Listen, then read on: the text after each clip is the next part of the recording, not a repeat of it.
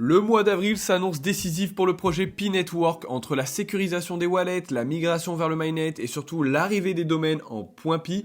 On entre dans une nouvelle phase du projet. Et comme souvent, il y a beaucoup de nouveautés à décrypter. Alors que faut-il vraiment retenir? Les domaines en .pi, c'est la révolution qui commence. C'est peut-être la nouveauté la plus symbolique de ce début d'année pour Pi Network. Ce sont des noms de domaines liés directement à l'écosystème Pi qui fonctionnent comme des identifiants Web3, un peu comme des adresses ENS sur Ethereum. Et c'est un carton, puisqu'a priori, en quelques jours, il y avait déjà eu plus de 20 000 enchères, plus de 40 000 utilisateurs différents, et un total de 2,9 millions de pi utilisés pour placer des enchères.